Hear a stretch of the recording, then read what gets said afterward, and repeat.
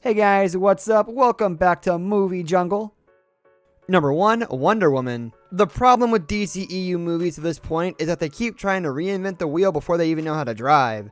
On its surface, Wonder Woman is a fairly standard origin story, but just because it plays by familiar beats, that doesn't mean those beats are boring or overly familiar. Director Patty Jenkins understood that just because we might know the tropes of the origin story, that doesn't mean we know this character or what makes her unique. Wonder Woman takes full advantage of showing not only what makes its protagonist a hero, but then proceeds to test that heroism. Wonder Woman starts out the film thinking about mankind in the abstract, and it's only through her relationship to Steve Trevor and seeing the horrors of war that she gets a better idea of who she's supposed to be fighting for.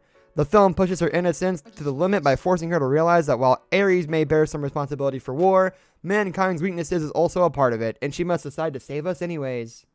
Number 2, Shazam! Shazam benefits from largely knowing exactly the kind of movie it wants to be.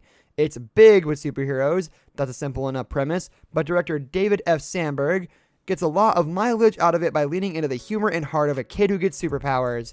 The film also doesn't shy away from the irresponsibility a teenager would have by being a superhero, and naturally, young Billy Batson, who transformed into the adult Shazam, when he shouts, "Shazam!" has some growing up to do.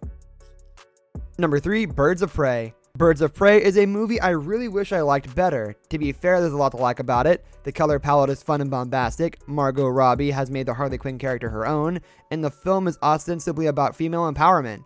Harley Quinn isn't the only woman looking for emancipation in this story, and that theme helps tie together the stories of Black Canary, Huntress, and Renee Montoya as well. Plus, the performances across the board are loads of fun. Number 4, Man of Steel. Like with Batman vs Superman, I can kinda see what Zack Snyder was going for with Man of Steel. He didn't want to do what Richard Donner and Bryan Singer had done with the character, and it felt like he needed to go into a more realistic direction while still delivering big screen bombast that would allow him to really throw down a worthy opponent. So technically, Man of Steel succeeds at what it attempts to do insofar as it tries to be more realistic with Clark's abilities, likening them to a special needs child who must adapt, while also providing an epic fight against General Zod. The problem is what surrounds these items. When it comes to Superman's upbringing, it's difficult to know how he gets his moral compass. Part of why the Superman story has worked for so long and connected with so many people isn't just that he's a guy with lots and lots of powers. It's that he's part of the Heartland, and those Heartland values are imbued in him growing up to help people. But in Man of Steel, that runs up against a Pa Kent's belief that the world isn't ready for Superman and that it's far better for Clark to hide his powers. While that's an understandable desire for a parent, it doesn't get us to why Superman helps people. The answer, because he's Superman, doesn't work if you're trying to recontextualize the character into a more realistic story. Number 5, Aquaman. The biggest problem with Aquaman is that it's massive without being ambitious.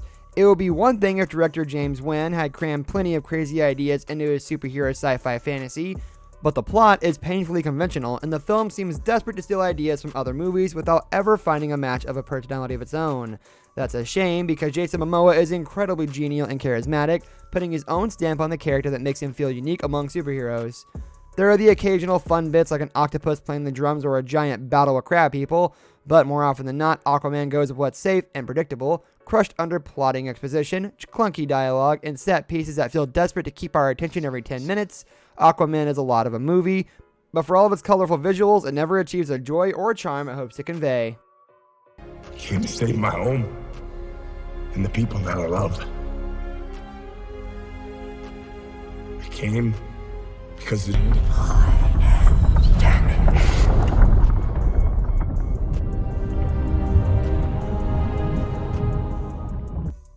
That's all we have for today's video, guys. Thank you so much for watching. If you enjoyed the video, leave a like on the video, and don't forget to subscribe to our channel so you don't miss out on any of our videos in the future. Also, watch the 2 videos that are on your screen because I'm sure you'll love them. With that, I'll see you in the next video.